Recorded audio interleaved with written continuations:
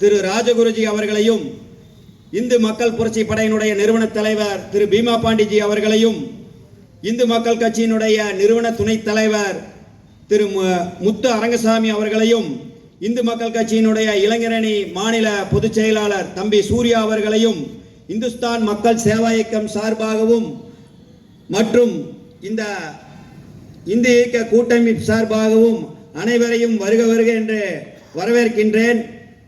இந்த இந்து எழுச்சி பொதுக்கூட்டத்திலே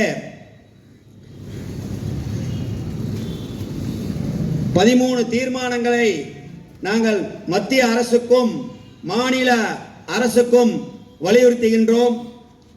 கோவை மாநகரிலே விரைவாக தேசிய புலனாய்வு காவல் நிலையம் அமைத்திட மத்திய அரசை வலியுறுத்துகிறோம். தமிழகத்திலே பசுவதை தடை சட்டத்தை உடனடியாக அமுல்படுத்த வேண்டும் என்று தமிழக அரசை வலியுறுத்துகிறோம்.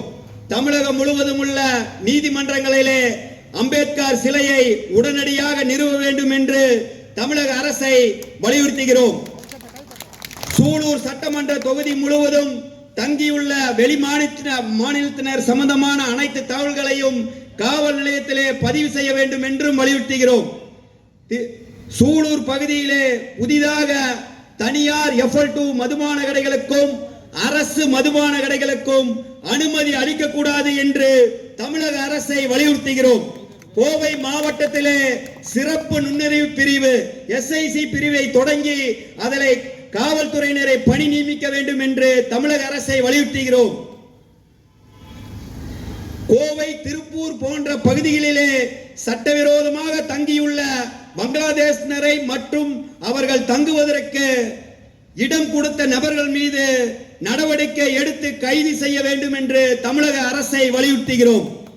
தலைமை செயலகத்தின் பெயர் ஜெயின்ட் ஜார்ஜ் கோட்டை என்ற பெயரை மாற்றி தமிழ்தாய் மாளிகை என்ற பெயர் வைக்க தமிழக அரசை நாங்கள் வலியுறுத்துகிறோம். தமிழகம் முழுவதும் உள்ள கோயில்களிலே விசேஷ நாட்களிலே சிறப்பு தரிசன கட்டணத்தை ரத்து செய்ய தமிழக அரசை வலியுறுத்துகிறோம்.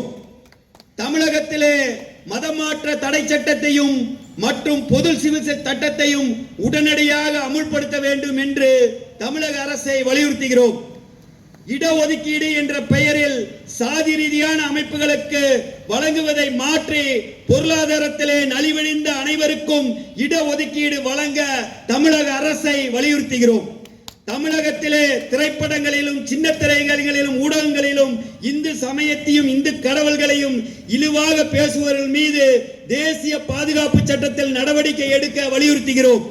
தமிழகத்திலே நேர்மையாக பணியாற்றும் காவல்துறையினரை பணிமாறுதல் செய்வது போன்ற அரசியல் தலையீடு இல்லாமல் காவல்துறையினரை பணியாற்றுவதற்கு வாய்ப்பு அளிக்க வேண்டும் என்று தமிழக அரசை வலியுறுத்துகின்றோம்.